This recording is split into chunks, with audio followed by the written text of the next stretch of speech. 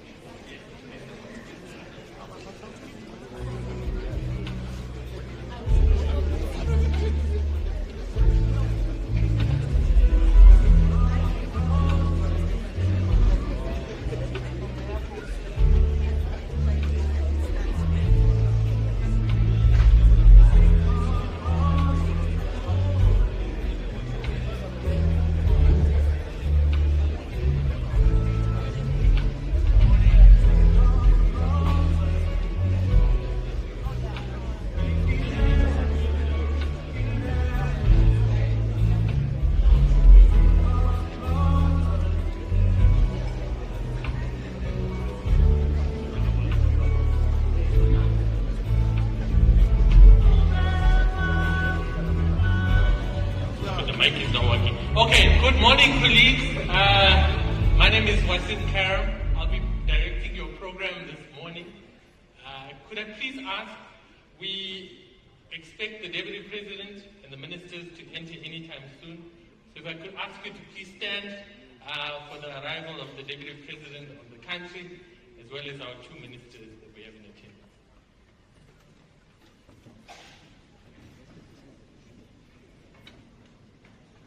All right, while we're waiting for that, could I please ask that if you drive Peugeot Silver Grey, and its number plate is K269VFGP, could you please go and move your vehicle?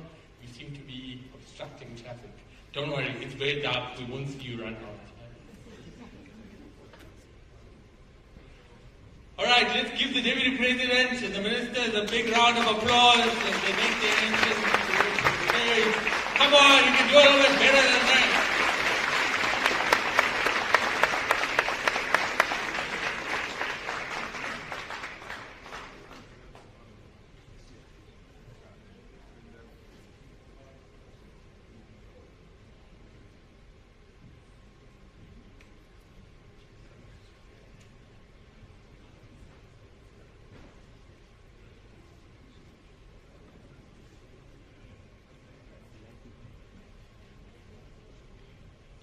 All right, and I'm going to ask everyone that we please remain standing for both the South African National Anthem as well as the AU Anthem.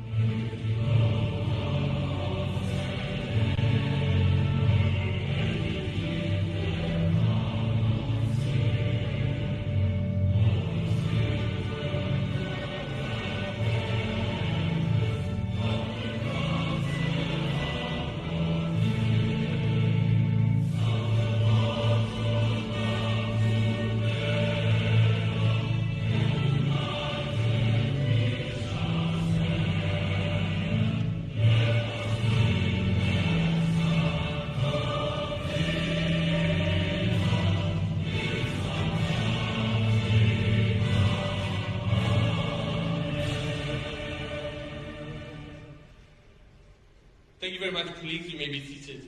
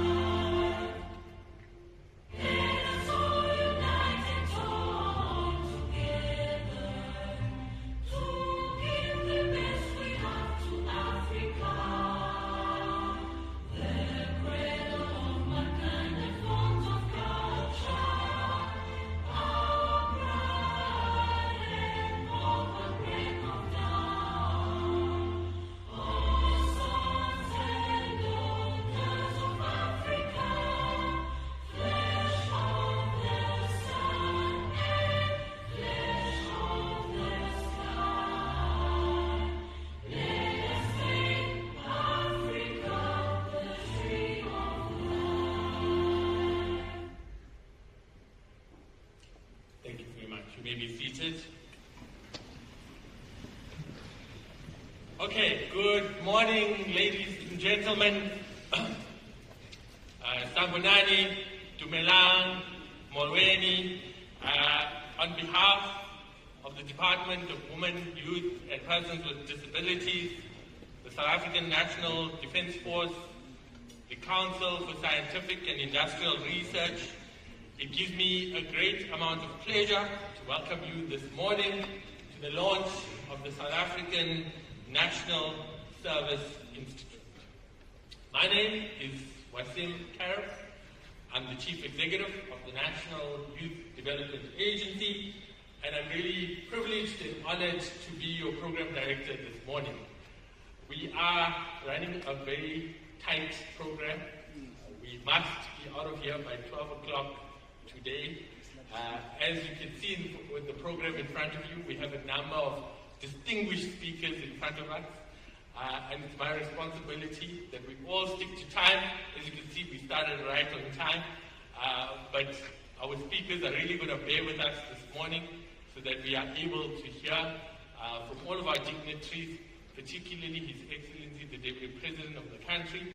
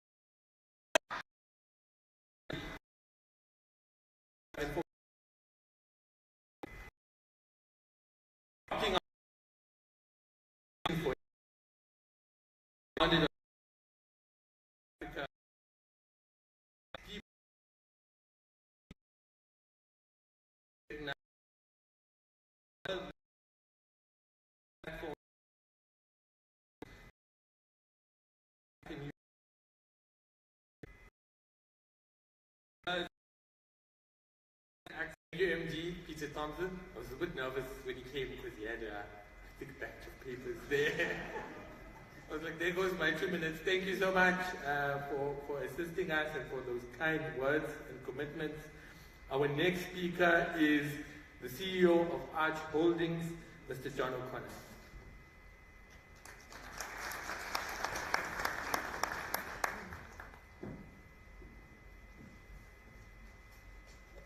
Good morning once again, and again, like all other speakers, all protocol observed. Today is significant because it marks 150 years since the launch of the College of the Cape of Good Hope that eventually became UNISA. It also marks 30 years since many progressive education forces such as the NECC, SATU, SACET, and others broke down the barriers of apartheid education and training and charted the way to a new and better educational system. South Africa for the past 50 years was yearning for an institutional form that can bring an end to our stubborn youth unemployment challenges. And the design construct of SANSI is based on turning the tables and to look towards what the demand side requirement skills are that will create jobs, and at the same time form a social compact with industry and take hands with government and plural society to create new ecosystems for alternative forms of employment. We are pleased to announce that we have been successful in garnering the commitment and support and active contribution from many industry partners, some who have joined us here today, such as the Bella Rail Consortium, Umgeni Water, Vodacom, and others like IBM and Old Mutual, the mining houses, the construction sector, and JSE listed property funds, amongst others. We also want to thank our international partners like the Panamanian Embassy, who have been very generous in the direction and guidance to change our thinking about exporting skills of our youth into the international maritime economy. We are also thankful to the National Skills Development Corporation of India that was introduced to us through our former Deputy President, Dr. Phumzile Mlambo-Ngcuka, who's here with us today, for their support and their experience of having taken 25 million unemployed youth into gainful employment. Not only have these organizations offered alternative and downstream work opportunities, but they also made us aware of the large pots of compliance funding and social offset obligations SANSI can tap into to fund learning journeys that will lead to employment opportunities. Finally, I want to thank the team in the presidency, the ministries of youth, women, youth and persons with disability, and defense, and the directors general, and the staff members and all the generals who have made this possible and have invited us. Our next speaker is quite a distinguished individual, somebody who's also a friend. So Dr. Carolison, he's got a very distinguished history to be an executive at the South African Revenue Service. For a long time he was the administrator at the National Student Financial Aid Scheme. And now he's the Dean of the University of Johannesburg's Business School. And I'm not sure if you saw, but the University of Johannesburg was ranked the #1 university last week. Give them a big round of applause for that. There's a lot of amazing work that's going on at UK. They've really taken a very differential approach. So let's give them a big round of applause to welcome Dr. Carolison to the stage.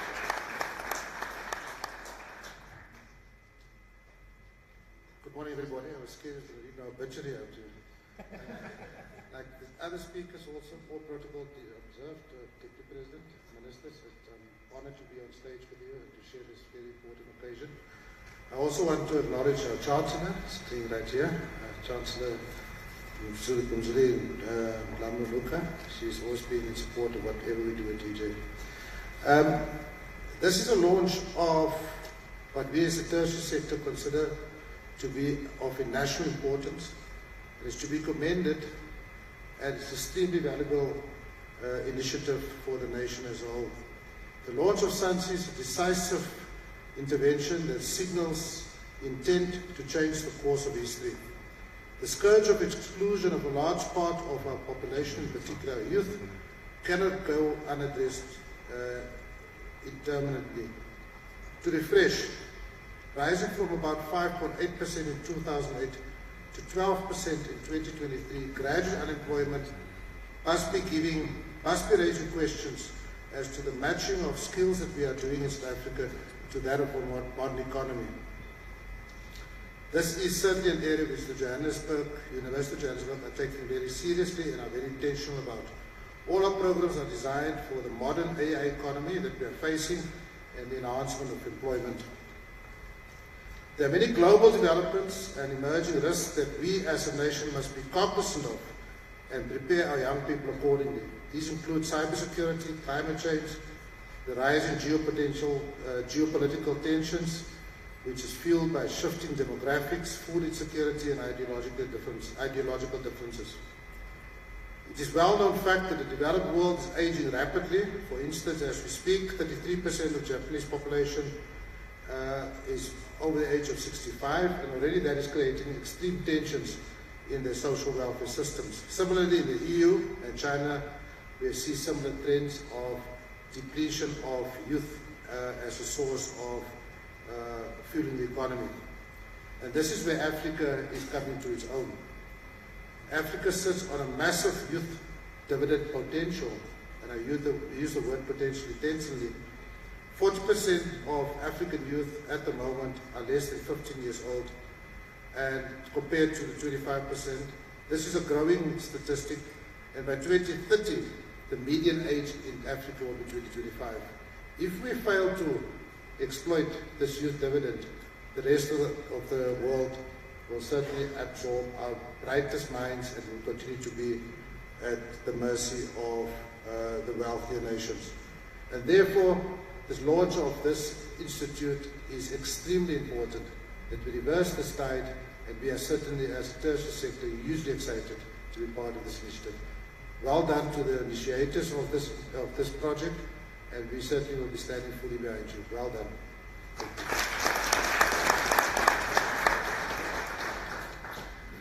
Thank you very much, Dr. Carolison. So our last message of support comes from Dr. Sandile Malinga. But before I call him, I should tell you a quick story. So when I was a young boy, not that I'm young anymore, still kind of young. I'm out of the youth bracket last year only. But when I was very young, I just qualified.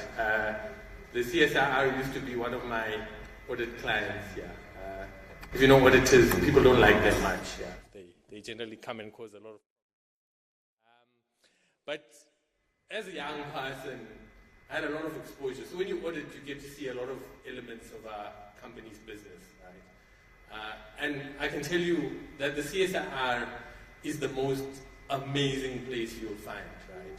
Here at the CSIR, they contribute towards research, but not only academic research, like the coolest research you could find. They help with weapons manufacturing, and they have a space agency, and their level of research, innovation, and science is internationally recognized. I would not be lying to you if I did not say the CSIR is one of the best institutions of this government. It is not only locally recognized, it's recognized in Africa and across the world. So it really gives me a great sense of privilege and honor, having started at the bottom here at CSIR, to be able to be standing in the convention center to introduce the next speaker, which is Dr. Sandile Malinga, who's the group executive for the CSIR.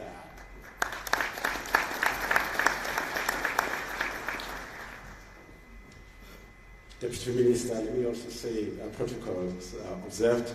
The MC has taken my speech about the CSIR. Thank you very much for those kind words from you. Ladies and gentlemen, the launch of the National Service Institute is very, very important to us as the CSR. And as a matter of fact, it aligns quite well with our mandate as the CSR. One of the things in our mandate is to collaborate with other institutions and entities in the public and private sector in terms of research, development, and innovation. And so this initiative aligns very, very well with that. And secondly, our mandate enjoins us as the CSR to do everything to advance the lives of the people of the Republic. And we see this initiative aligning with that. It improves the lives of our youth and the lives of the people of our country. It increases the skills that we require. It will ensure that we have youth who are patriotic, who are disciplined, as the Secretary of Defense mentioned earlier on. So we're very, very committed to this. And secondly, this initiative aligns with our strategic objectives, and I'll highlight two of these. The first one is that of reindustrializing our country. We know that we've suffered in terms of our industry quite a lot, and there is a drive, the government has a drive to reindustrialize our country. And as a CSR, that's one of our strategic objectives that we seek to drive, and this initiative offers us that opportunity to contribute to that effort. And secondly, our other objectives that are of creating or promoting a capable state. In the many things that we do, as mentioned earlier on, we strive to increase the capacity and the capability of the state in serving the people of our country. And so in that sense, this initiative aligns with our mandate and it aligns with our strategic objectives, and we're very, very delighted for that. More specifically, how exactly are we going to contribute as the CSR to this initiative? I will mention just a few of the things that we will be contributing to. We have a learning factory. It was mentioned earlier on, thank you, sir, for mentioning the learning factory, which is a partnership between ourselves as well as the SETA for Manufacturing, Engineering and Related Services, SETA. And here we are working and work together towards the promotion of and development of innovation and applied digital technologies, underpinning the 4 IR technologies, skills of the future that are required for our youth. We also have highly specialized services that we do, and I'll mention, for instance, the laser repair work that we do together with ESCOM in terms of repairing using laser technology, the turbines, and we'll be working with the Defense Force as well with regards to this technology in terms of the sonars at sea. And this aligns with the marine work that is envisaged for this initiative. We also, as the CSR, we have a number of facilities for testing and evaluation, modeling centers for port design, and so many other things. We also have wind tunnels for aerodynamic testing and simulations. We also have incubation facilities. Here I'll mention the biomanufacturing and biorefinery facilities that are there, and we'll be willing to incubate young people in these facilities. There are many other areas that one could mention in agriculture, food, chemicals, health, defense and security, mining, manufacturing, transport, the built environment, ICT, energy, water, sustainable living in our municipalities are some of the areas that we also specialize on. So we're very, very excited, and we would like to thank Mr. Nkosazana Zuma and Dlamini Zuma for inviting us to be part of this very important initiative. We are very delighted, and we're committed to be part of it and to contribute to it. Thank you.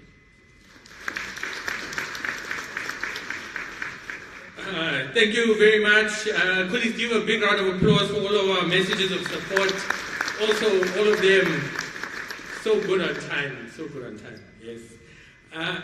We now move to the next part of our program, which is the messages of support and the commitment to this program from our government partners, yeah. I need to be a little bit careful here, you see. So, time is of course tight, right? So upcoming we have 2 DGs who are like serious partners of the NYDA. Like, I mean serious partners. They give us a lot of partnership. And our third speaker is the chief of the South African National Defence Force, who is about to become a partner. So DGs and chief of the SANDF, you know, they said 2 minutes. I said, no way, no way. Not for the DGs and the chief of the SANDF. So I've negotiated 5 minutes for you guys here. So let me call our first DG from the Director General of Higher Education and Training, Dr. Nkosinathi Shishi.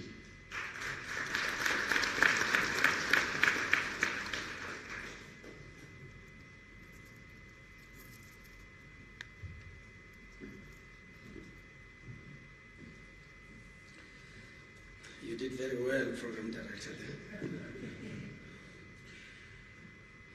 What an honor and privilege to stand here before you and in the presence of His Excellency, the Deputy President of the Republic of South Africa, Honorable Paul Mashatile.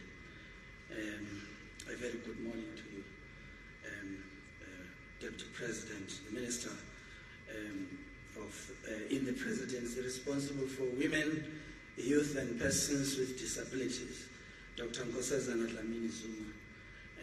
I think that I can safely say that today is a manifestation of your dream to see this coming together. And I'm grateful that I'm here to witness it. The Minister of Defense and Military Veterans, Ms. Thandi Modise, is here with us. We know that this institution is in the good hands of the Defense Force, and we committed the Department of Higher Education and Training to support you in that part. The Chancellor of the University of Johannesburg, Dr. Phumzile Mlambo-Ngcuka, is here with us, and we are honored to be graced by your presence. The Chief of the South African Defence Force, the Directors General is present. I have to mention Advocate Mikateko Maluleke, because she's one of the FOSAT colleagues that have also worked hard to get us to where we are today. Director General for Gauteng Province, Mr.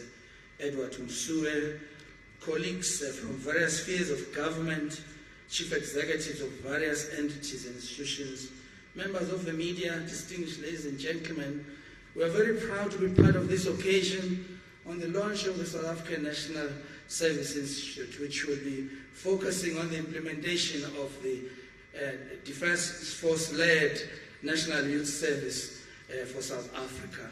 We see this as a department as a game-changing and path-breaking institution that will be responsible for rallying all government and society behind the implementation of the National Service for South Africa. The work of SANSI links well with the prime mandate of our department, that is to develop a skilled and capable workforce whilst broadening the skills base of the country to support the inclusive growth path. And therefore, as part of the implementation of this mandate, our department oversees an institutional landscape comprises of universities. As you have seen earlier on, we've got deans of universities present, we've got some vice chancellors, principals of colleges that are here, both TVET colleges and community education and training colleges that are present here today to commit to supporting this institution. Our President Cyril Ramaphosa, in his State of the Nation's address in 2019, identified one of the big problems in government, that is of working in silos, and because of it, our impact is limited. And today we are called upon to pull together our resources. You've seen in the last couple of weeks the Minister of Higher Education, Science and Innovation launching a program that brings together all 21 SETAs, to work together. And this again is another opportunity for us to pull together the entire post-school education and training system to work together to support SANSI. I'm pleased to mention that the investment case for SANSI was presented and welcomed by our departments and our senior management, and we committed right at the beginning that we will be working with them. At the post-school education and training system, we've just launched the National Plan for PSET. And this national plan speaks of an integrated, coordinated, and articulated PSET system, and expanded access to PSET opportunities, particularly targeting young people of our country. The responsive PSET system that takes into account the improvement of relations between education and training institutions and the world of work. Improving the quality of provisioning will always be important to us, and therefore collaboration, bringing the expertise at the disposal of our system to work with SANSI is definitely going to take us a step forward. In the financial year 2024-2025, for example, the post-school education and training system have set several targets that require collaboration with various sectors of the economy, such as the TVET enrollment system. We are targeting 620,000 young people in our TVET colleges this year, whilst targeting 21,000 of these graduates to be placed. The President committed us to 10,000 placements in the last 2 years, and we managed to place 16,000. And last stage was 20,000. We managed to meet a target of 25,000. We know that this is, not enough, but we are committed to working with all of our institutions, as I've indicated earlier on, pulling together our resources and our capacity in ensuring that this goal is achieved. The process, Your Excellency, of developing a countrywide master skills plan under the theme One Country, One Skills Development Plan is close to conclusion. We are ready to present this before the HRD Council and ensure that we now put on the table the collaboration that we've always been working on to ensure that we make a bigger impact in this regard. So this initiative also includes identifying game-changing sectors such as the hydrogen economy, agro economy and digital technology that will begin to articulate the skills required for both the domestic and global levels. As I conclude, Program Director, our department is looking forward to engage with SANSI so that we can determine clear areas of collaboration aiming at massifying skills development for South Africa. Thank you very much. Thank you very much, DG. And colleagues, let me also say, we have one of the most amazing departments of higher education and training. Sometimes we think higher education is just about the National Student Financial Aid Scheme, which is huge in itself. But if you want career guidance and you go to their website, there's a full online career guidance offering. If you want sector-specific skills, you can work with any one of the sector education training authorities.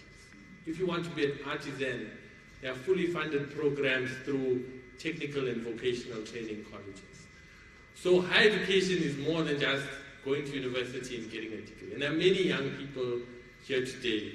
You must do yourself a service and visit the Department of Higher Education and Training's website so you understand the landscape of offerings for you as a young person. Talking about offerings, our next speaker is from the Gauteng province, which, as we know, is also implementing a Nasi Sipani program and many others, which recognizes the high rate of youth unemployment that young people, not only in this province, but around the country are facing. So give me a big round of applause for Mr. Edward Muthuwe, the DG in the Gauteng province. Thank you very much, Program Director, Mr. Deputy President of the Republic, Ministers of the Cabinet, former Deputy President, Generals, colleagues, ladies and gentlemen. At the outset, let me send a message of support on this important launch of the South African National Defence Force-led National Youth Service Program through the SANSI on behalf of Premier Lesufi, Premier of the Province of Gauteng. Program Director, Deputy President, at the beginning of the sixth administration of this government, the Gauteng provincial government adopted a long-term vision and plan called Growing Gauteng Together 2030, which was aligned and is aligned to the National Development Plan 2030, and is part of what we call the Transformation, Modernization, and Reindustrialization Program of the Gauteng City region. In the GGT 2030, the province identified 10 high-growth sectors dominant in the Gauteng City region economy, where it's concentrating its efforts on building infrastructure, attracting public and private sector investment, as well as establishing social compacts to build and support economic growth. Embedded in GGT 2030 is also a realization of the importance of intergovernmental collaborations and multi-stakeholder partnerships. Thus, the plan also provided an opportunity for government to streamline its services across spheres and with social partners to contribute towards economic growth, employment creation, and social development in the Gauteng City region. Having noted that, in June of 2023, the Premier of Gauteng, together with his cabinet, having noted the high levels of unemployment among young people for that matter, began a program called Nasi Sibani Mass Recruitment, which was intended and is intended still to combat youth unemployment. I'm here to report as well that through this program, which was a deliberate recruitment push, 90,000 young people in the province were able to get job opportunities. However, Nasi Sibani program, as it was launched, revealed that many unemployed young people and people in our province needed skills and needed to be reskilled. And generally, there is a lack of skills mismatch.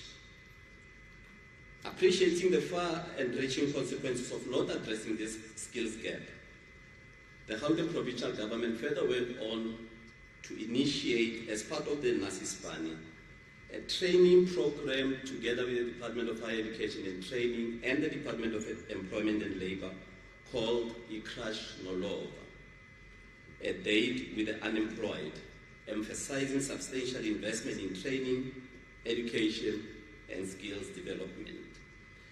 I'm happy to report that through this part of the Ikrash Nolova Labour Activation Program, we have been able to identify close to 482,000 opportunities for young people to participate in. And these opportunities range, or the objectives through these would include enhancing employability of young people, enabling entrepreneurship, preserving jobs, collaborating with other government departments and entities, accelerating service delivery, upskilling the underskilled, as well as ensuring secure, meaningful work, integrated learning. But I must indicate, Deputy President, then that last week, Minister, we met with the General from the Defence Force as we spoke about the SANSI. And at the point when we had discussions, we realized that there were clear synergies between the programs that Gauteng provincial government was running in terms of youth development and the SANSI program. That is why we therefore, at that meeting, at the conclusion of the meeting, we called ourselves the Gauteng chapter of SANSI.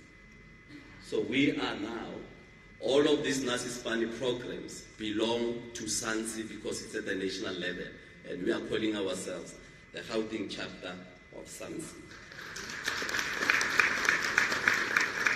I'm happy, therefore, to confirm that we have agreed to continue to collaborate at the technical level in order to maximize the great opportunities and areas of collaboration between the Gauteng provincial government and SANSI. It is for this reason that we are here today to pledge our support and commitment that the Gauteng province stands ready to be a partner in this important program that aligns with both our long-term planning and initiatives that we are currently undertaking under the leadership of Premier Lesufi. For that reason, Deputy President, Ministers, the Gauteng province is a member of SANSI and it supports the establishment of SANSI. Thank you very much. Okay, thank you very much, DG. We're going to have our last message of support, but before that, quick story. Back to my childhood here. So back when I was a slightly younger boy, I used to go to varsity. I grew up in a township not far from here called Lodia. Probably you know it. So I used to take a taxi to the University of Pretoria every day. And when you do that, you go through an area called Tabachwania, right? Which is a military base here. So when you wake up early in the morning for lectures, you'll find that you generally drive past the soldiers in the morning doing their drills for the day. And I don't think anything fills you with more pride as a South African than seeing, the active forces engaged, doing their work, looking at what teamwork and collaboration looks like. Now, when I drive, I I go past the airbase, I sometimes hear the planes in the sky, and you feel proud. So, our next speaker, who I'm a little bit scared of, is standing behind me now, is the Chief of the South African National Defence Force, General Mapanya. See, I'm even stuttering a little bit here. Let's give him a big round of applause.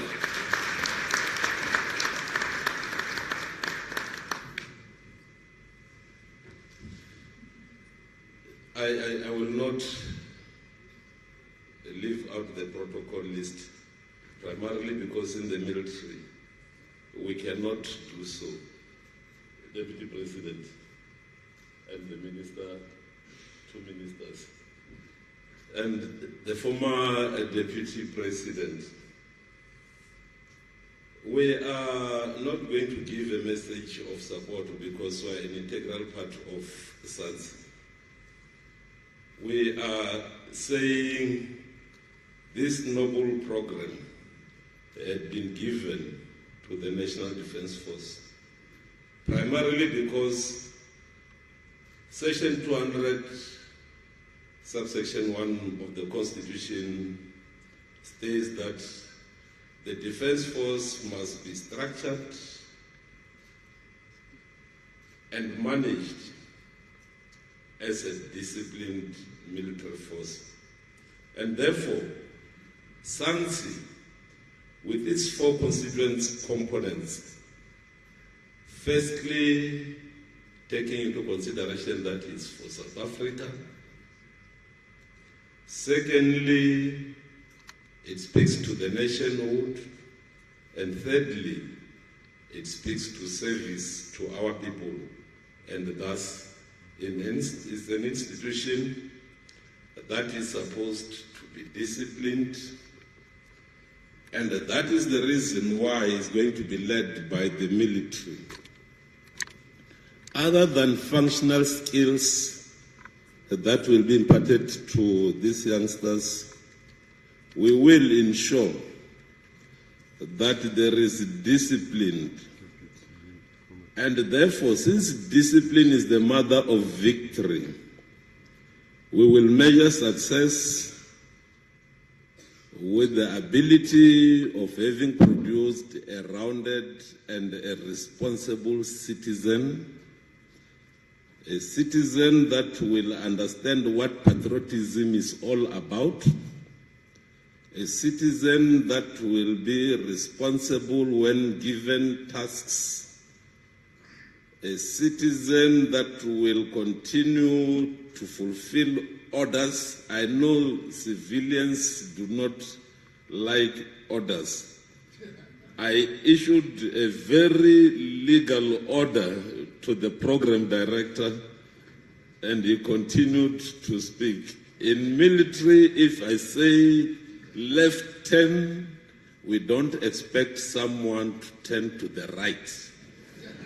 So, as such, these are, after the program, we expect that those who will be coming out of that program will be able to listen to South Africa. They will be able to respect the symbol of the state and nationhood. Allow me to relate a story of an old general in the British military who, when confronted by the media, after one of the soldiers or a group of soldiers in Afghanistan did a very untoward thing to the captured Taliban. Those who have seen the story will realize that they urinated on those captured people. And then the people of the UK were saying, what is it that our society, our military is doing? The behavior is unbecoming. And the general responded very succinctly and said, these are your children. Gone are the days when the military is made out of the noble, and these are the people that you give to us, and we mold into better people. So do not come and blame us for the ills of society. Go and try and make good. Bring your children in a better way so that they respect others. We try our utmost best as the military to make soldiers be responsive and responsible. And for this program, we are saying we take this challenge with pride. We say SANCI is an integral part of our developmental state effort. And we say we will continue to have a model of running the state using social compacts in which the government will be the principal partner. Other partners within this compact include the entire citizenry, as I said. The ills of society will follow the kids that we will be having. And as such, we need the general citizenry to be part of this program of SANCI so that it can be successful. We will continue to have follow-ups and trackable trajectory. From now, in its infancy, we will nurture it in its childhood, and we will look after it in its adolescent stage until maturity. So therefore, this is a continuous evolution that we will be responsible for as the South African National Defence Force. Since SANCI is about South Africa and nation building and delivery of service to our people, we therefore said, as the National Defence Force, that in an effort to answer some of critical questions on our way to respond to contemporary and future challenges, the National Defence Force resolved to embark on a journey to greatness and steer the Defence Force towards a self-sustenance and rejuvenation. SANCI will journey with us into the future. And therefore, SANCI, with one of its objectives, will be guided to nurture and deliberate and seamless skills to industry pipeline by training, capacitating, and empowering this youth as emerging industrialists for a future.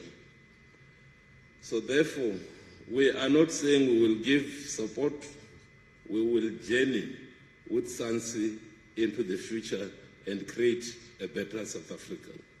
I thank you.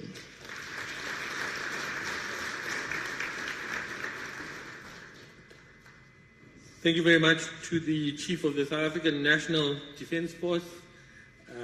That brings us to the end of our messages for support. We now go into our next speaker, who needs no introduction. However, I'll just give a brief background. Minister Thandi Modise is a former activist. She spent time in exile. She was an integral part of the struggle for freedom in South Africa. She's the Minister of Defence and Military Veterans and the former Speaker of Parliament in the Northwest Provincial Legislature. Over to you, Minister Modise. Let's give her a big round of applause. Thank you, Program Director. Deputy President Ndate Paul Mashatile, former Deputy President Phumzile Mlambo-Ngcuka, Mayor Nkosazana Zuma, the Minister who has brought us here, Generals, in your name we acknowledge all the partners who are here today. But importantly, I think we should be focusing on those who are not only going to be beneficiaries of SANCI, But the main focus of why we have killed ourselves, why we have been from table to table as a nation to ensure that their future is better than ours. So we see SANCI as but a brick in that long journey that the individual boy, girl of South Africa must take. I think we must also remember to thank Nkosazana Dlamini-Zuma, my sister, the idea, the persistence, the push, the convincing, the sitting me down when I was pleading, I don't really have time, to convince me that this was a necessary one. This was an important one. It tallied with the calls from South Africans in the streets. It tallied with the calls from all society that said, defense, you do have to do something. It tallied with the cries of mothers who had their hands on their heads. It tallies with those who were trying to fight the Nyaupe, the little girls bearing kids, the faces which have no dreams of our young children. We see SANCI as that instrument in the hands of the National Defence Force, which would enable us to allow our children to really come into their own. We see this because the National Defence Force, you cannot talk about it without talking about cleanliness, without talking about honesty, without talking about punctuality, without talking about being mission ready, without talking about commitment and loyalty. And all of those, when you get them together, must give you a very loyal citizen. And that is why we're seen by Dlamini-Zuma, after she had consulted with Cabinet, that we might be the vehicle to begin to say to our children, we've not forgiven, we've not forgotten. We know that your path cannot be like ours. We have not forgotten that we do have a responsibility to enable you, to take your lives into your hands. And therefore, SANCI must be seen as this vehicle. And I know that I also speak to, Mepumzile might not remember that the very first time I met you, it was about 3 weeks after I came out of prison. I was in Cape Town for the first time in my life. And you were busy organizing scholarships for young people. And even though I was not that young because I had just been a bandit fighting for freedom, I fell into the category which she was trying to organize a scholarship for me abroad. And therefore, education, seeing the young people also come into their own, is something that you share with Nkosazana Dlamini-Zuma. So we're very honored today that these midwives, because I want to take myself out of it for a little bit and say one of them is Phumzile Mlambo-Ngcuka, who pushed young people to study even at the times when it was difficult in the townships. We thank you for that. We thank you, Dlamini-Zuma, for pushing. And we thank you especially because this push that you are making on government to look after your children and your grandchildren is the one that you are saying, as I go home to do whatever else I have not been able to do in the years that I have dedicated to this nation, this is the last one that I'm asking you to make sure happens. We'll make sure, ma'am. We'll make sure. We will make sure that these ones who are sitting at the back, those ones who have brought us here today, the young people, take what Nkosazana Dlamini-Zuma has pushed government for you to do. Perhaps this will also enable us in defense to go back and to demand that small little 5% here R&D which we used to get, because with it we are able to come back to CSIR as partners, as people who have ideas, to bring back that R&D that starts within defense and that is refined, finalized and turned into productivity via CSIR. So you are coming to people who will try to mold you, because we've got to be building the society of tomorrow. We will also want you to know that in the hands of the military, you will be punctual, you will be obedient, you will know how to give and receive instructions. You will know how to lead because you will be led in the defense. We will not brook ill discipline, because where the state spends a cent to build the future of this country, we watch after that cent. The military will know that we will keep a hawk's eye on every little cent that is spent on this project. It will go to the future of this country. It will give us the skills that we do not need. We will be selfish about it, because in the last 20, 25 years, we have not really seen ideas, inventions coming out of defense, getting into the market and even being domesticated. And we want to return to that space where within defense we can go back to dreaming, inventing and actualizing. So I want to say thank you to Mankosazana, thank you Deputy President for making it, and for making sure that through you this project will be pushed. And we pledge that we will be there. We thank all the partners, the defense industry, we thank you.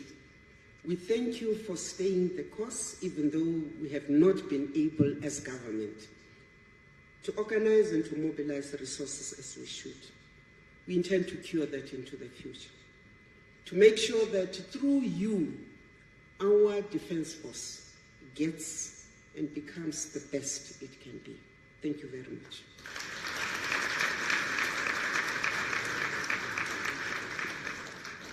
Thank you very much, Minister Modise. Colleagues, our next speaker is the Minister in the Presidency for Women, Youth and Persons with Disabilities.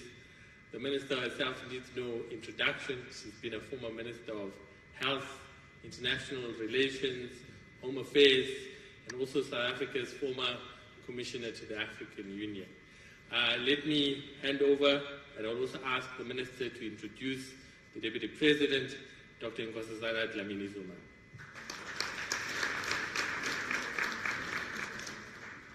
Thank you very much, Program Director, Honorable Deputy President, Mr. Paul Mashatile,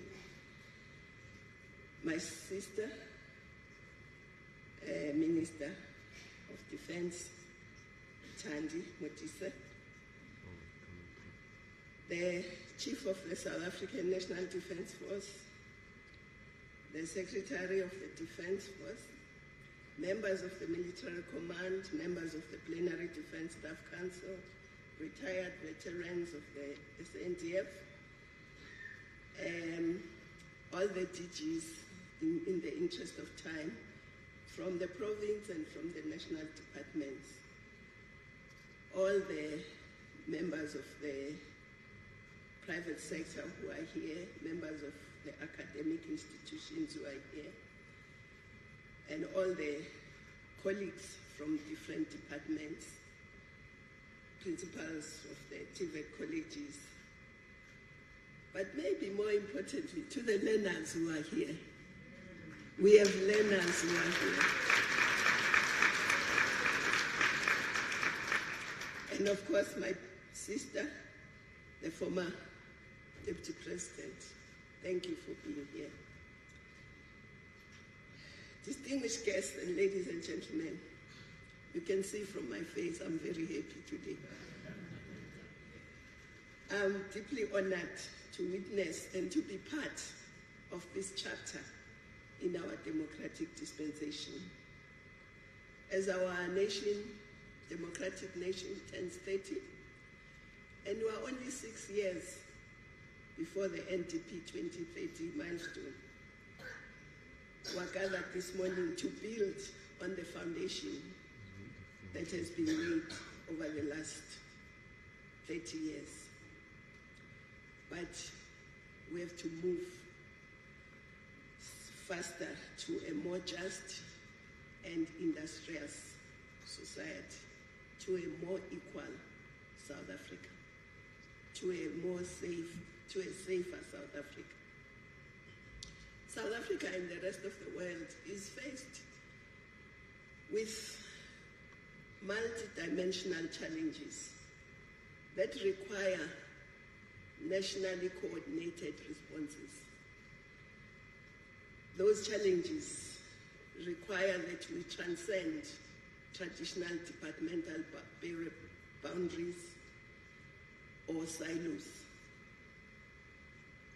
But they also require that we move out of the government boundaries to society as a whole. So I'm very happy that the partners from the private sector, from academia are here, and they're going to partner with us. Because this needs a very coordinated planning, implementation, and everything must be done in an integrated and coordinated manner. Now, this program must also be, in the interest of time, I had a long speech, but I'm trying to shorten it. In the interest of South Africa and the continent, because we can't look at South Africa as an island. It's part of a continent. I always say there is a paradox that all of us must deal with.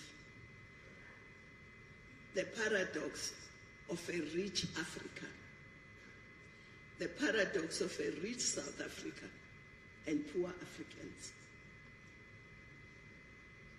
The majority of Africans are poor, even in this country.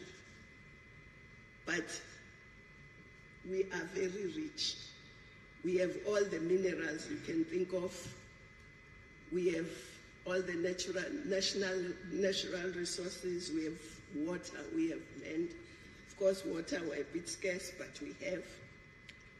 But why do we have the population, the majority of the population poor? So one of the things that we have to address, we can't address youth unemployment.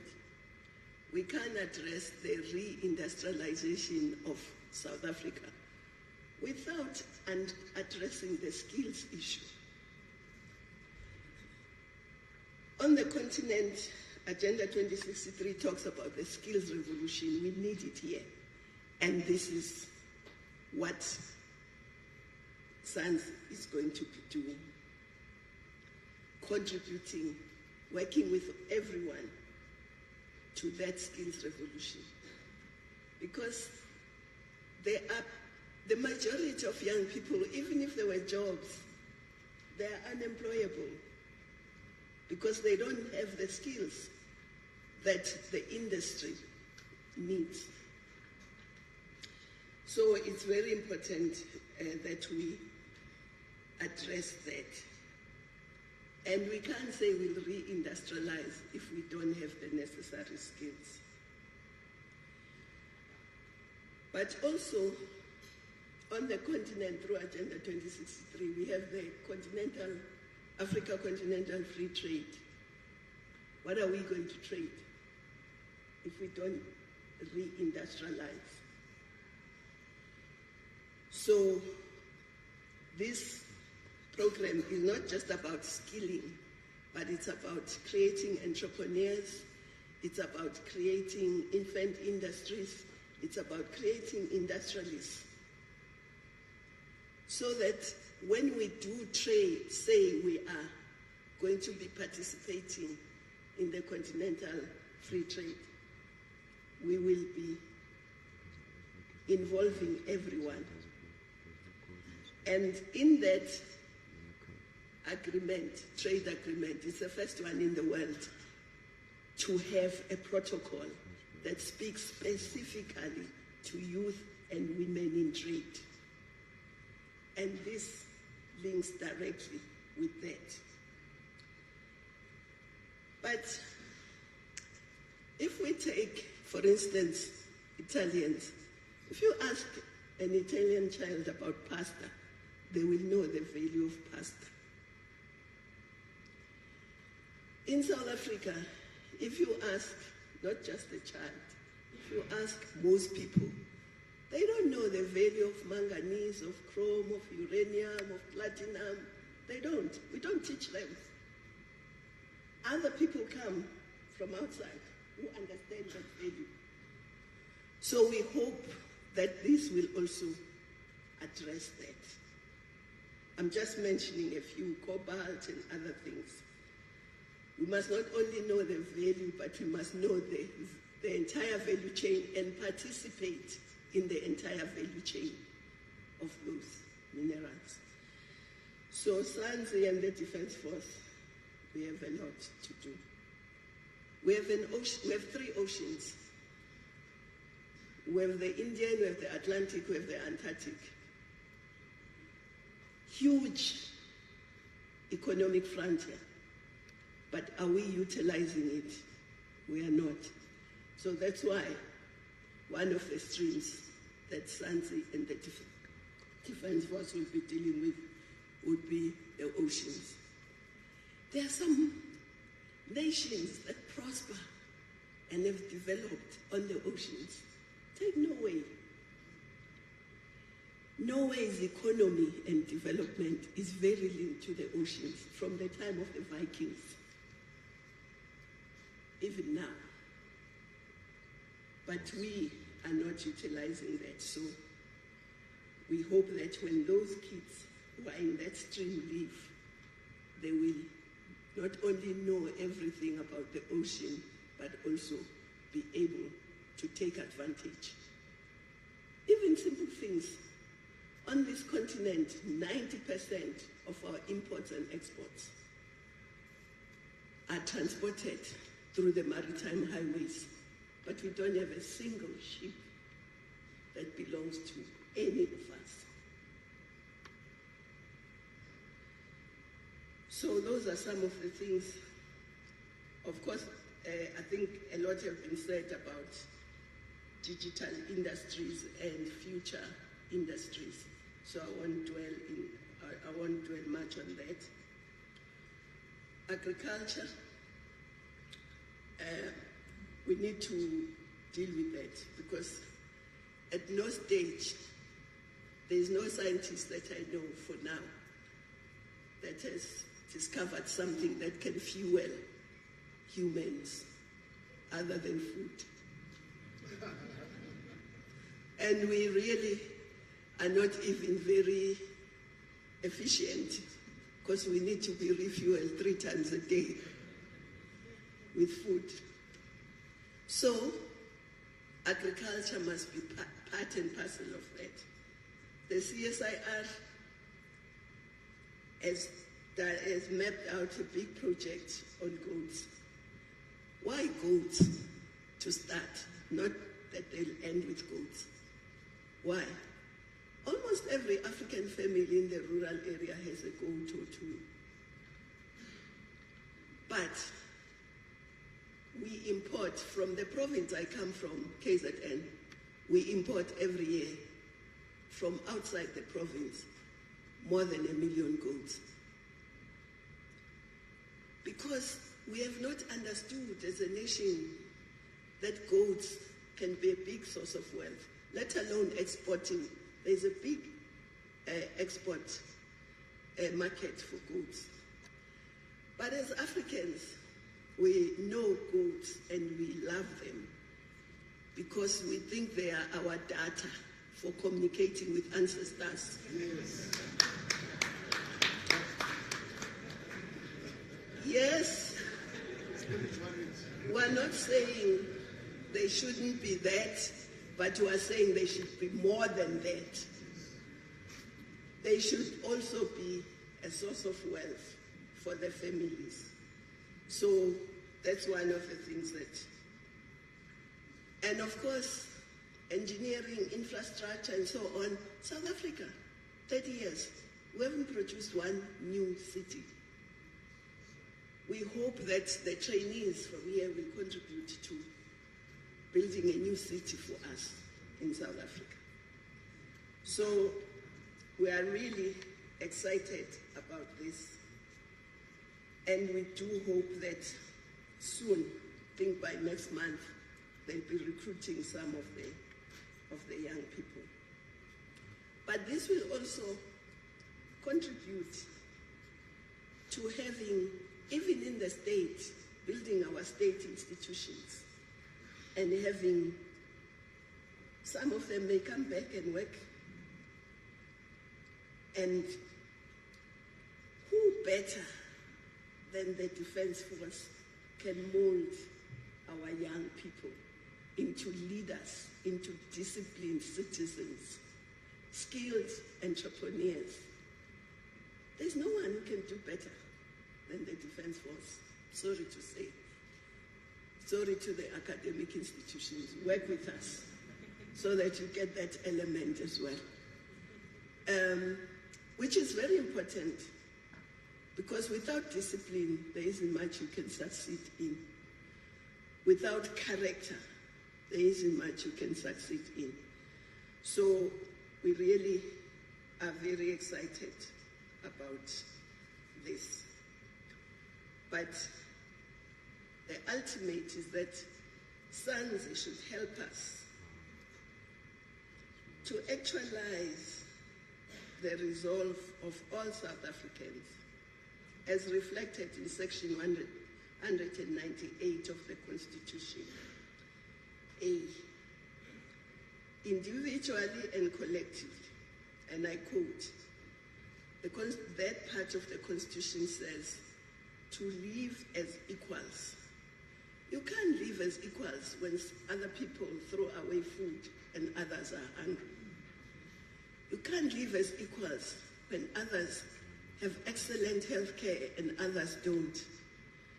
You can't live as equals when others have all the information, others are ignorant.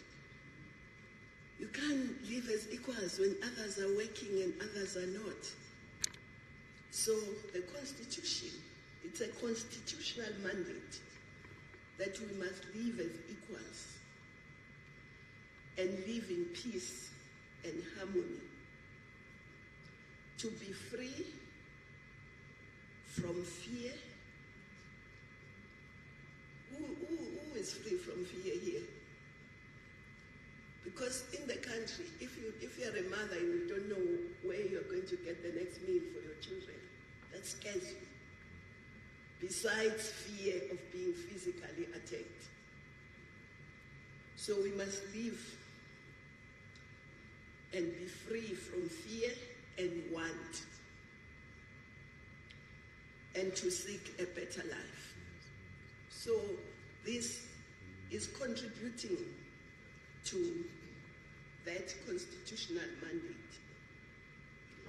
So we looked around and we said there's no one who can do it better than the South African National Defense Force, leading us, not alone, but leading all of us.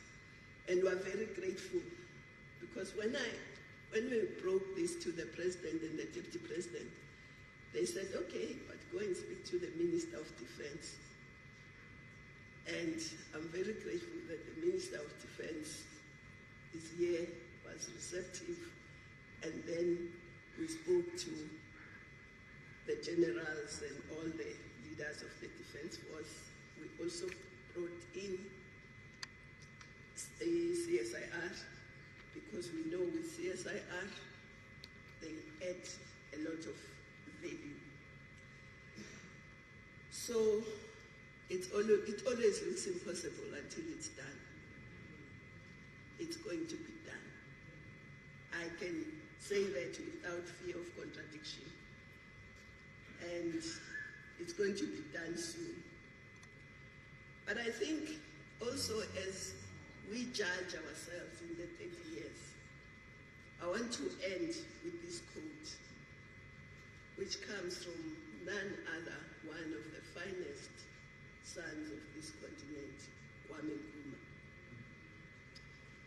He said, I quote, "Those who would judge us merely by the height we have achieved would do well to remember the depths from which we started."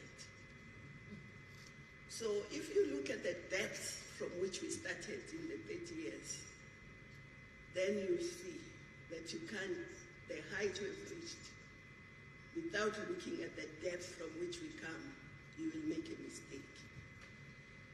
So thank you very much, all of you, for being here. Thank you very much, all of you, for having contributed to us being here.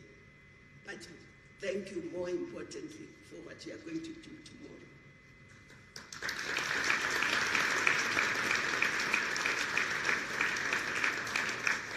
Let me now introduce somebody who needs no introduction. Who doesn't know the Deputy President of this country? Is there anyone? No. Is the Deputy President, in the interest of time, he comes from Alex. And he has been in government, in Gauteng, Premier, he has been Minister of Arts and Culture, isn't it? He has been around in these 30 years. He's not just new now as Deputy President. He has been part of the journey in the 30 years. Please come and talk to us.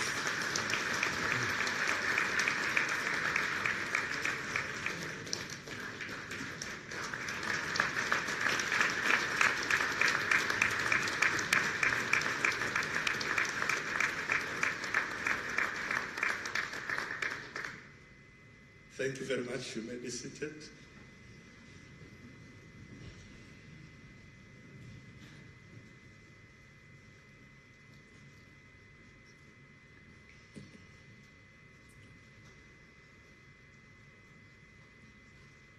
Program Director,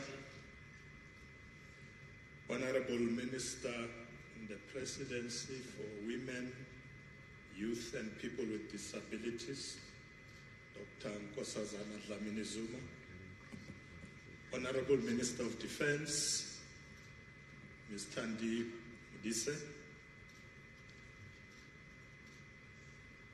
my sister, DP Lambonuga, thank you for joining us this morning. The Chief of the South African National Defence Force and all the generals here present,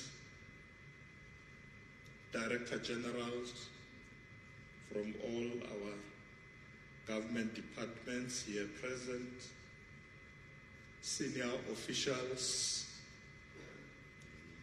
our partners from various government agencies, the private sector, and all other important industries in our country, the learners from the various schools, halala learners, halala, National Youth Service participants present here today, members of the media, esteemed guests, colleagues, and compatriots. Good morning, Sanibonani Abshir. It is indeed a great honor that I stand before you today as we launch the South African National Service Institute, SANSI.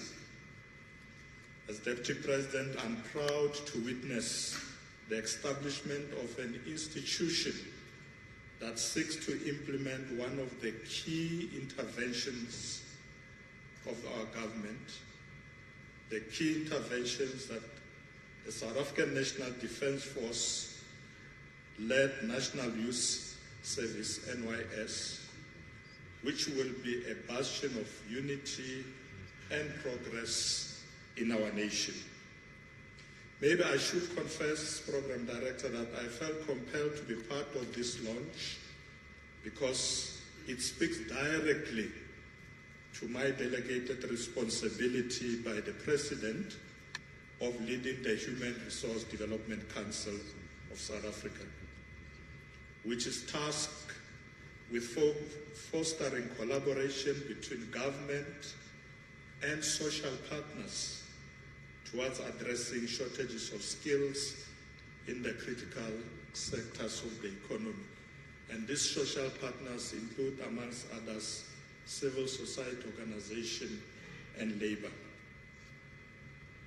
Minister Nzimande, who's not here with us this morning, but the DG is here, helps to run the HRDC with me. And him and the DG will attest that we have been interacting with diverse stakeholders in order to develop social compacts that will help create a capable and progressive state.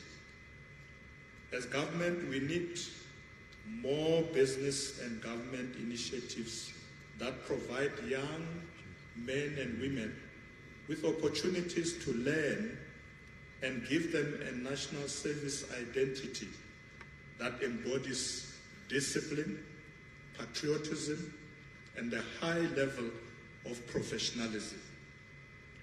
We aim to ensure that young individuals are equipped with the necessary skills and qualifications to secure employment upon completing their education. Additionally, we want to foster an entrepreneurial mindset amongst young people, enabling them to contribute to the reduction of unemployment in our nation. To this end, the Sixth Administration identified high youth unemployment as its top priority. We have implemented numerous mass-scale employment programs, many of which are significantly addressing the youth unemployment crisis and transforming the lives of young people, their families, and communities. We have introduced initiatives such as the Presidential Employment Stimulus, which is founded on the belief that inclusive economic growth cannot happen without social justice. As it stands, the initiatives has created over 1.7 million job opportunities for young people and more.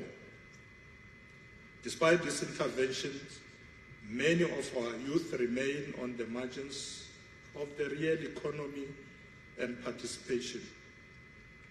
According to the latest Quotas Labor Force Survey, for instance, the official employment rate stands at 32.9%, which was, of course, an increase of about 1.8 percentage point from the first quarter of 2024 compared to the last quarter of 2023.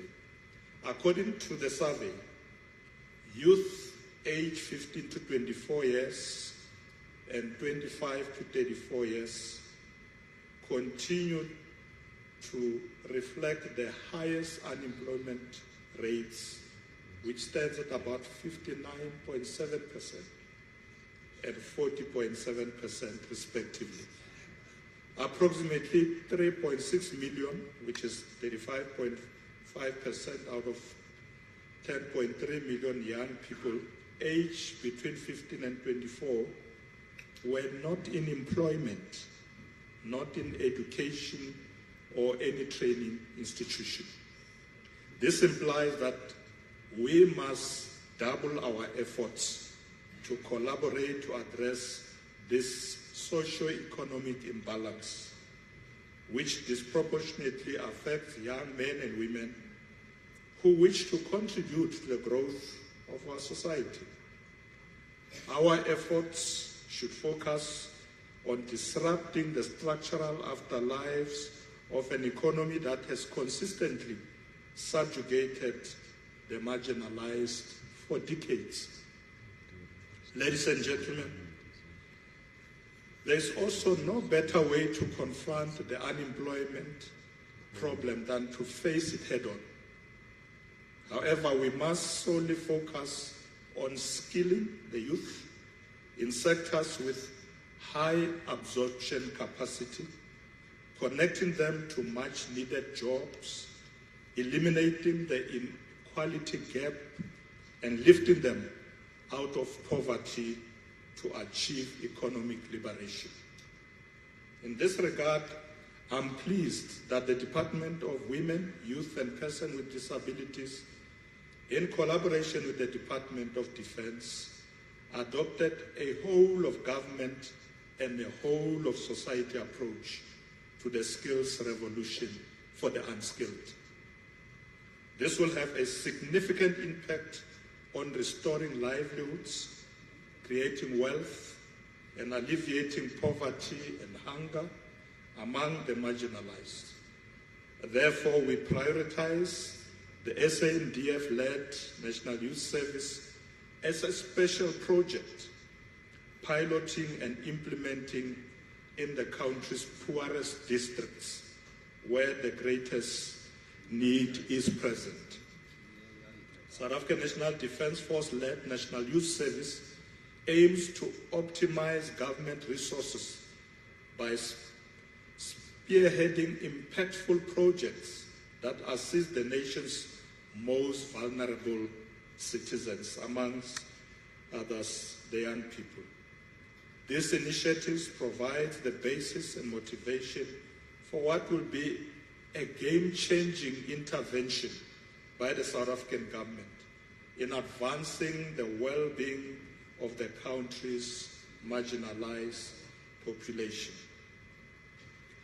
In a broad sense, we envisage inviting and encouraging young people to voluntarily join the National Youth Service, beginning with a character-building program and progressing to industry demand-based education and training, and ultimately leading to gainful employment and also entrepreneurship. The younger generation in this country is a valuable asset, and I contend that it is our duty as a society to help them realize their latent capabilities. They are also resilient. Many of them faced adversity in their lives, yet they persevere. They also have brilliant minds to participate in the economy, and sometimes all they need is recognition. Consequently, this initiative is a step towards reinforcing our country's ongoing war on youth unemployment by massifying value chain-driven and sector-specific skills development, enterprise development, production brigades, and infant industries to power South Africa's industrialization targets. Therefore, the South African National Defence Force-led National Youth Service, as a nationally coordinated war on youth unemployment, represent a massive investment in the efforts to get young people trained and capacitated to participate in the economy. It is also a significant milestone in our journey towards a stronger, more resilient society. It stands as a testament to our commitment to foster a culture of service and civic responsibility amongst our youth and citizens in general through robust implementation of this SANDF-led National Youth Service. Furthermore, it will serve as a hub for nurturing leadership, fostering skills development, and promoting community engagements. It will empower young people to contribute meaningfully to the development of our country and the well-being of their communities. As we launch SANCI today, the institution that will be responsible for implementing the National Youth Service, let us reaffirm our dedication to building a nation where service to others is not just a duty, but a way of life. Let us embrace the values of compassion, solidarity, and inclusivity that define the essence of national service. Compatriots, I would like to extend my heartfelt gratitude to everyone who has worked tirelessly to bring SANCI to this point, both inside and outside government. Your unwavering commitment and forward thinking have laid the groundwork for a more promising future that will benefit future generations. We certainly hope that more organizations and the private institutions will follow suit to benefit our youth, who are the future of our country. Youth with skills are a greater resource for the country in terms of economic growth, fighting inequality and poverty alleviation. They play an important role in shaping South Africa into the kind of society that we want it to be. Let us therefore avoid being a stumbling block and instead serve as a stepping stone to a more promising future that offers unbounded opportunities to all individuals. In conclusion, Program Director, I would also like to urge all South Africans to support the SANDF-led National Youth Service and embrace the opportunities that the National Service Institute will offer. Provincial launches will take place throughout all 9 provinces, with the project aiming to reach at least 100,000 participants in the current fiscal year.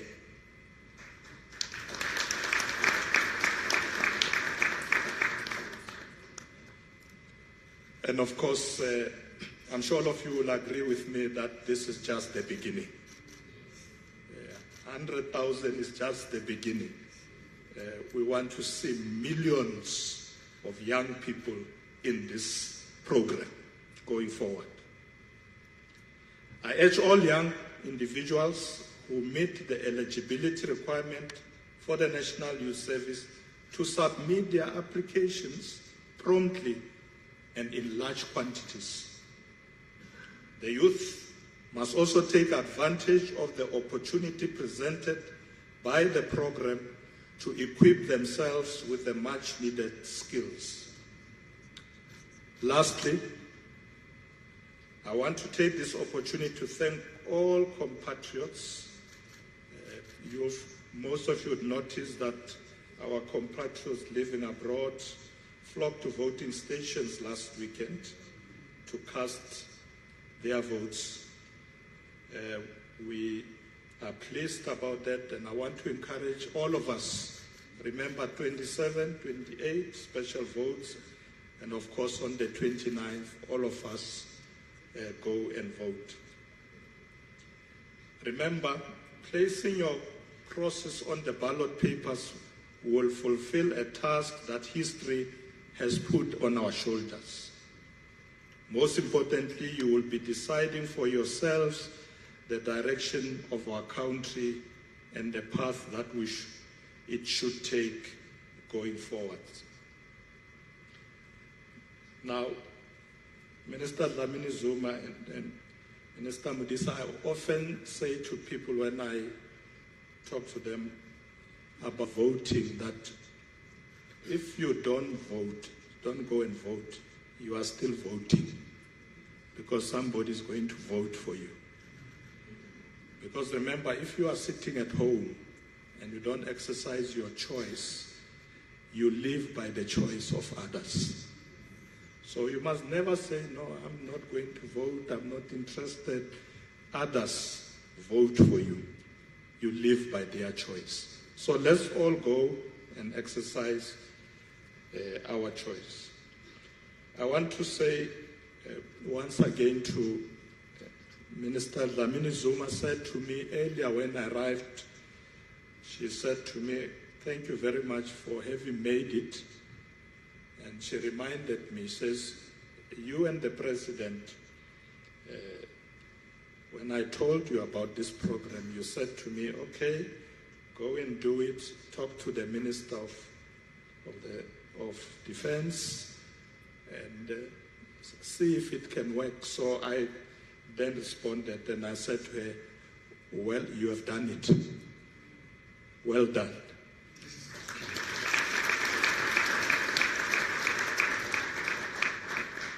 And remember, when ministers make these commitments, they have to come back.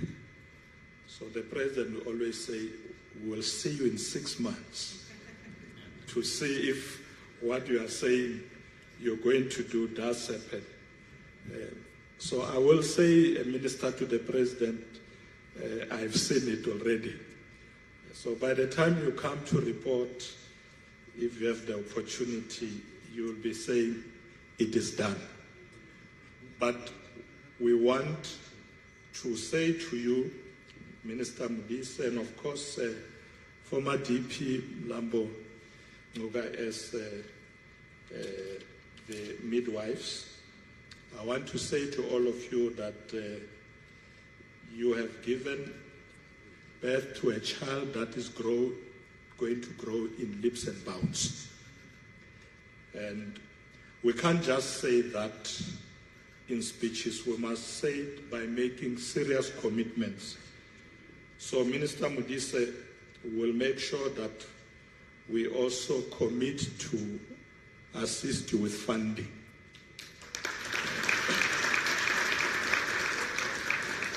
But I don't think it was right for the presidency to say, I shine, but we don't come to the party. So we're going to ensure that the Minister of Finance does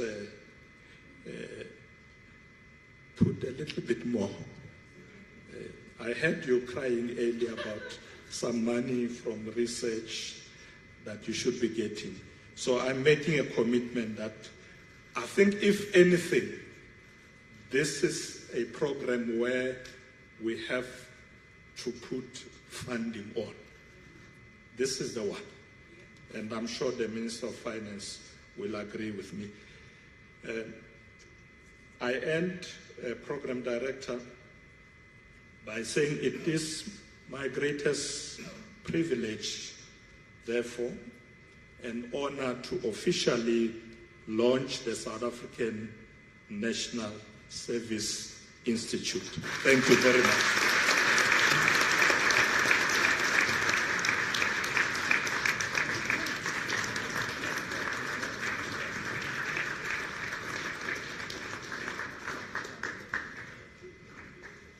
All right, let's give the GP one more round of applause.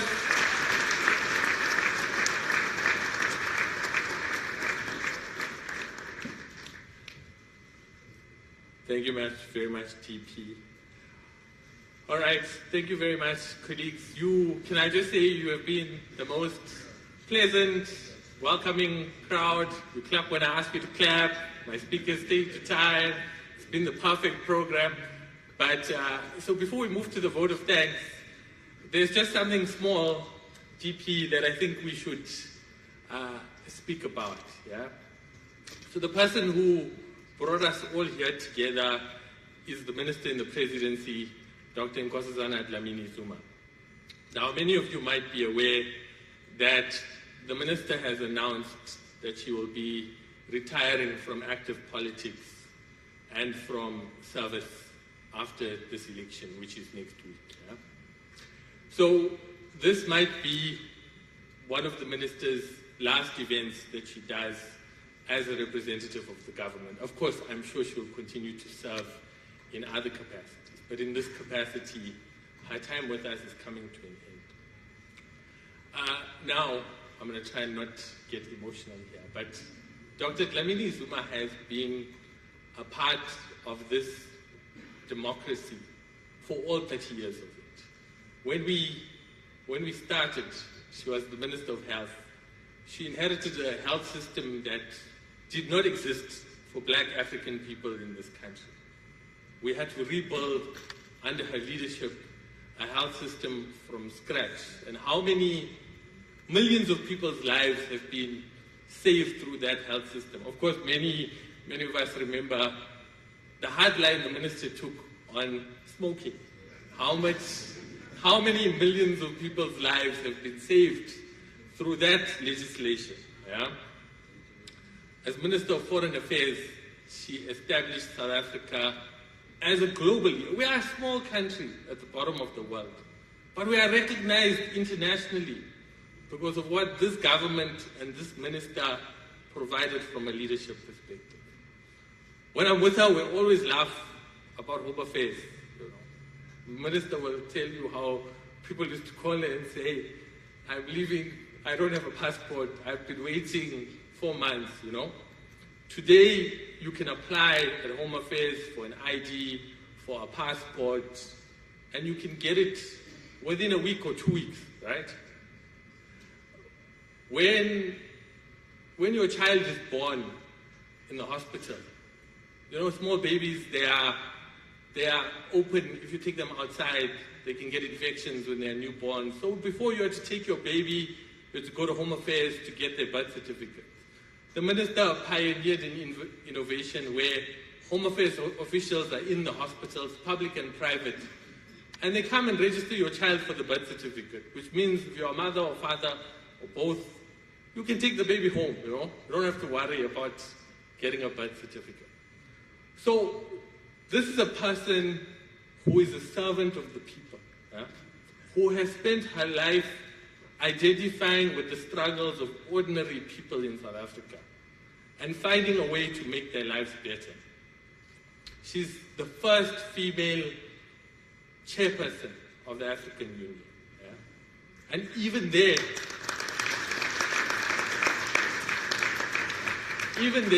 if you go to Addis, they will tell you about what this minister did that pioneered innovation.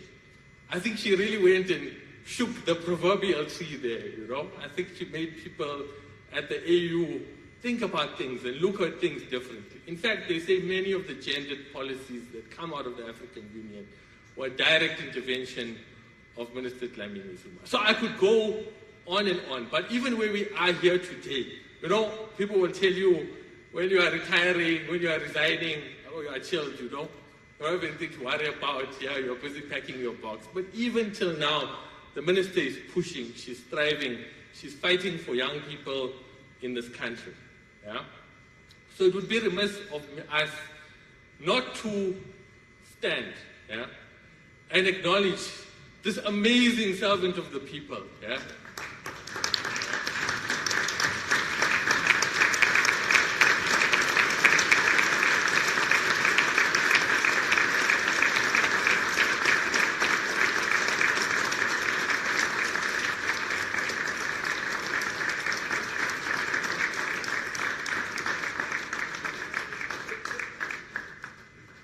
So, Minister, thank you for everything that you've done for the country, for people, and in the last few years, for young people of this country.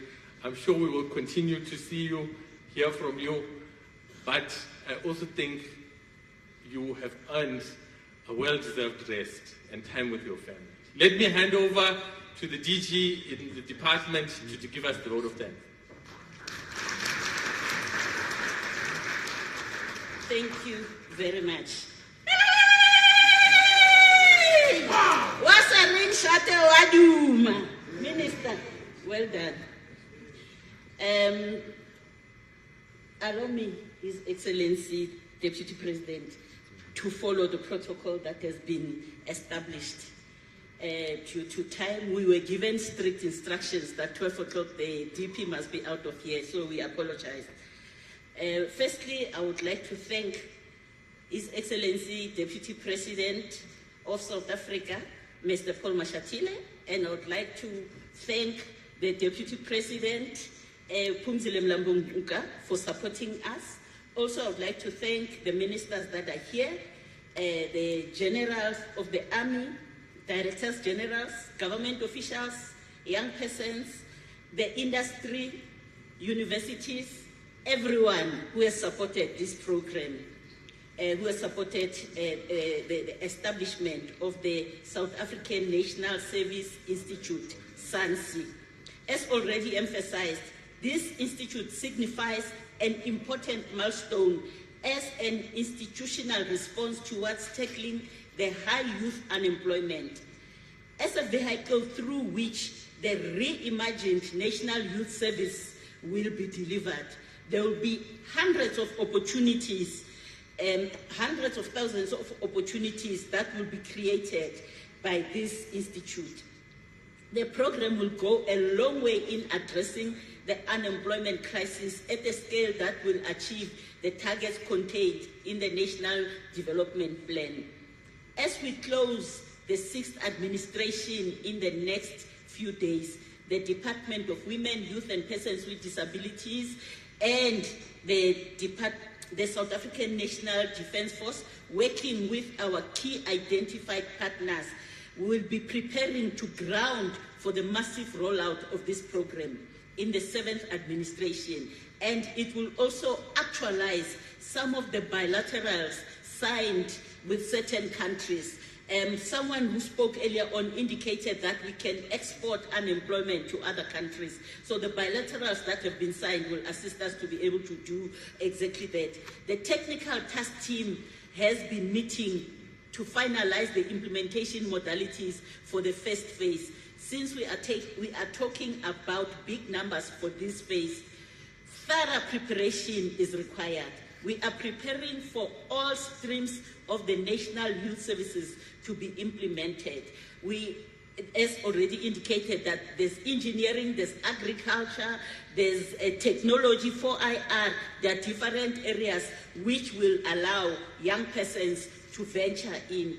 I'm comforted by the fact that the South African National Defence Force has already existing facilities and capacity to accommodate the targeted numbers, but also the universities and the industry that have provided their services and the infrastructure that they have.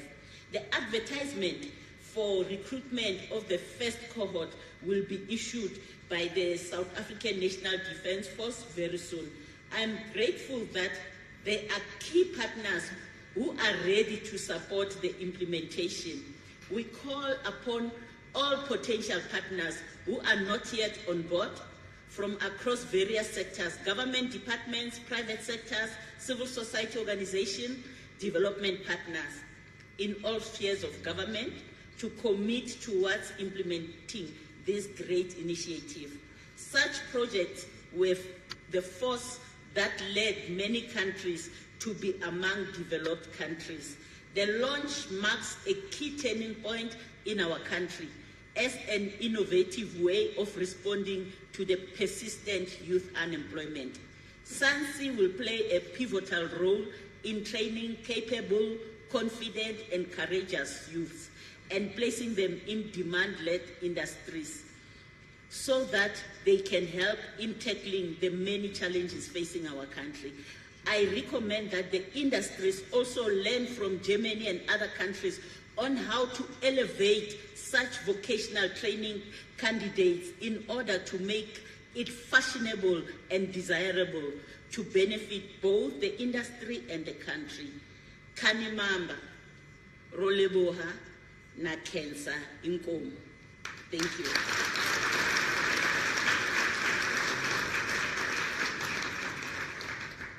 All right, thank you very much, DG. We're about to announce the closure of the program. We need to take 2 photographs.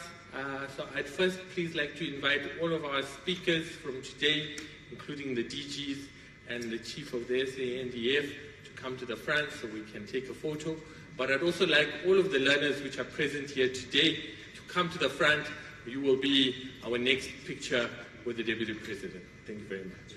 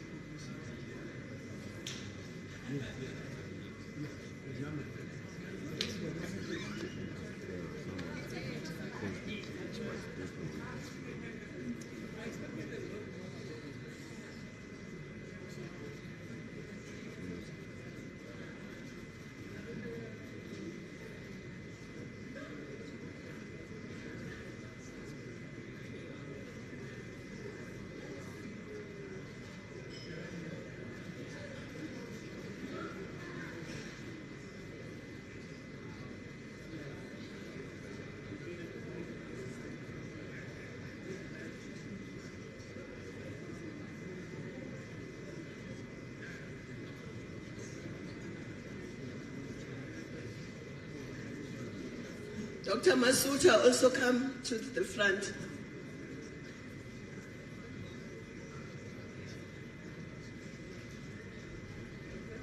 Let me get this thing.